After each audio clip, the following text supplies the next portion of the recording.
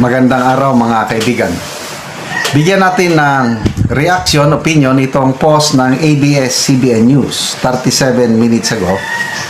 Tungkol ito sa pahayag ng dating ICI Commissioner si Madam Rosana Fajardo, yung sa SGB. Matinong kumpanya ito, nagkakandak ng mga audit. Ngayon lang siya nagsalita mula nung nag-resign siya. When was that? December?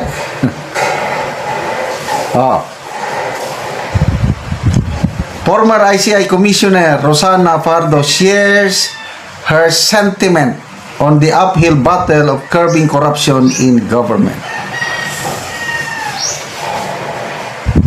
Ito ang kanyang statement. Probably, if you want to correct government or correct corruption, then it would take several lifetimes.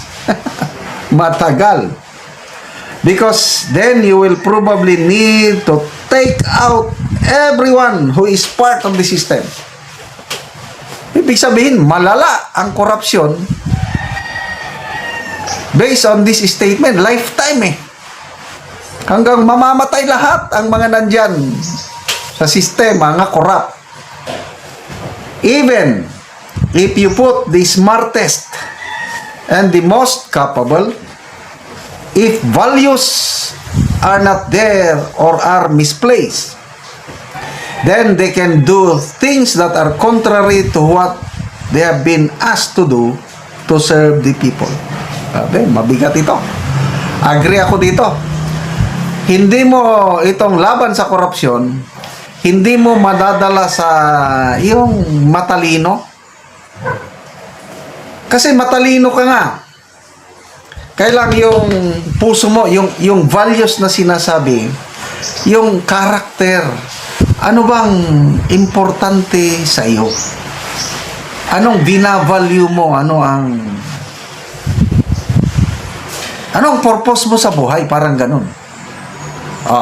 Ito, example lang sa buhay ko. Nung una, purpose ko sa buhay, nung bagong pasok ako sa serbisyo, gusto ko, tatlo, yung values ko gusto kong yumaman, gusto kong maging sikat, gusto kong maging makapangyarihan. Yun. So yung gusto kong yumaman, later on na-realize ko, naging Diyos ko na ang pera. Yung gusto kong sikat, gusto kong maging makapangyarihan, ang sentro ng buhay ko, ako. Ang tinitignan ko, yung gusto ko. Kailang yung kalooban ng Diyos, diba? Malayo. Kaya yung value system ko, nakabase dito sa yung purpose ko sa buhay nga, yumaman, sikat, makapangyarihan. Ayun. Masamang buhay ko. Kaya nakakayang mga aminin, yung early service ko sa gobyerno, hindi maganda. Nakagawa ko ng hindi maganda. To be honest. Kaya lang, nung nakita ko na yung buhay ko magulo, wala akong kaligayahan, wala akong kalinaw kung sa Bisaya, katahimikan, surrender ako sa Panginoon. Marami nga akong kwarta, kaya lang hindi naman ako masaya. Pamilya ko, palaging may sakit. Kaya yung karma, totoo yan. Gumawa ka ng masama, babalik sa iyo, masama rin. Gumawa ka ng mabuti, ngayon, patunayan ko, ang bumabalik sa akin, mabuti. So, surrender ako sa Panginoon. Sabi ko, Panginoon, bahala ka na sa buhay na ito.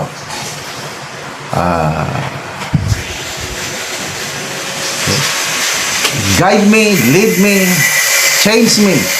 Wala akong magawa sa buhay ko. I am nothing without you. Yan. Tapos nagbasa na ako ng salita ng Diyos. Yung Bible, yung salita ng Diyos, yun na yung naging ilaw, naging guide ko. Unti-unti, nababago yung values ko.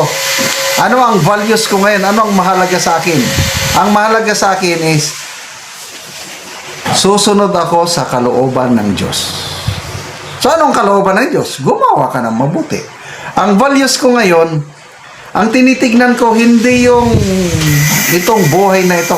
Kasi ang buhay na ito is temporary lang. May verse sa Bible na look on things above. Focus yourself on things above and not things on earth.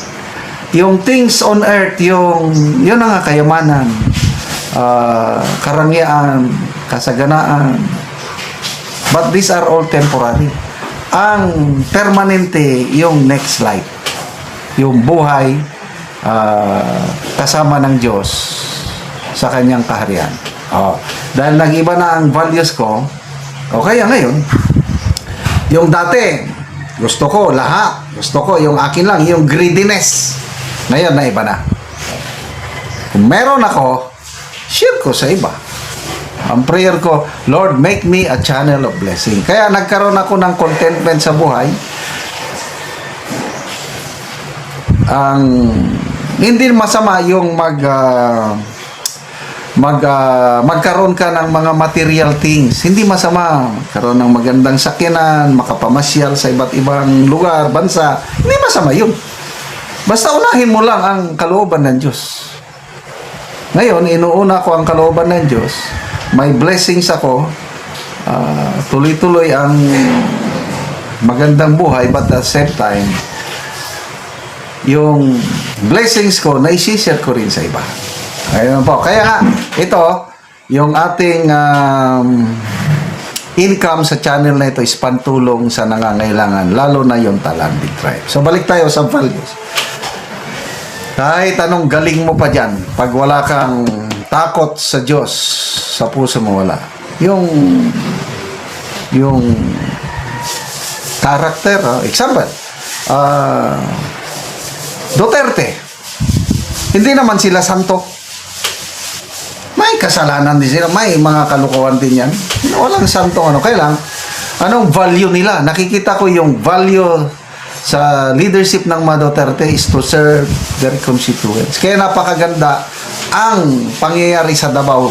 Ang Davao, may mga problema rin. Kaya lang, generally, ang magandang tumira sa Davao, I tell you, ilang beses na kong libre ang pagpa-hospital, yung zero billing nangyayari sa Davao. Sa DOH, yung pinagmamalikan ng Pangulo na zero billing. Hindi, totoo yan. Bago lang yung aking kamag-anak na hospital. Nagbayad kami. Ang zero billing na libre lang yung pagtulog mo doon, yung services ng mga doktor, kaya lang yung gamot mo, lahat bibilin mo. Kaya walang zero billing na nangyayari sa mga DOH hospital. Sa Davao meron. Okay. Salamat mga kaibigan sa inyong pagsubaybay sa ating channel. Nakakatulong kayo ng malaki sa tribong Talanding ng Bukidnon dahil ang income natin sa channel na ito is pantulong po sa tribo. Namimigay tayo ng libreng yero at pako para makapagpatayo sila ng mas maayos na tirahan. Panoorin nyo ang video na ito.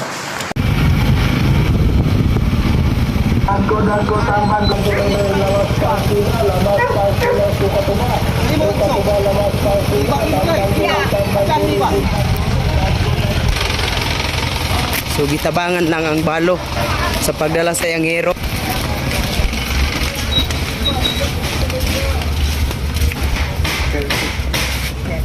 Karon mo na ni ang itsura sa atop ni nanay sa tagaan na mugiro. So naa sa hero mga buslot na og ipang butangan na gani og sako. So mga dagko na gid kayo og buslot. Ipang sumpay-sumpay lang gani ang mga hero nga uban. So wala na ko na sako na lang yun. Salamat sa Ginoo daw sa nagtabang sa sin. Oo.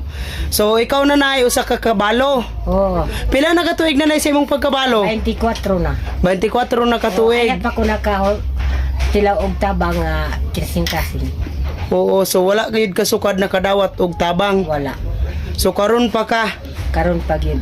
Pila na day na nay ang imong edad? 57. 57, so karon pa ang tabang niabot sa imong kinabuhi ga 57 na imong edad. Oo, pila imong anak nanay? Napulo, Napulo.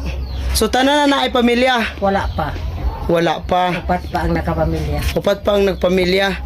So ikaw lang gabuhi sa imong mga anak. Ako gyud. Mura na kog lalaki kita na kung ano.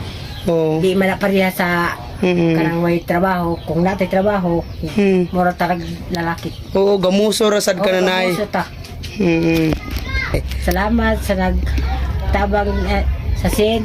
Labi na karong nga Pasko, nga gitabangan ko. So salamat kaayo. Makaatop na ka. Makatop na ko. Pila na din ni katuig na imong balay? Yes. 20 na bigay. 20 na katuig. Mura 20 na. Sudugay na gid kayo. Sige, salamat kayo nanay. Oh.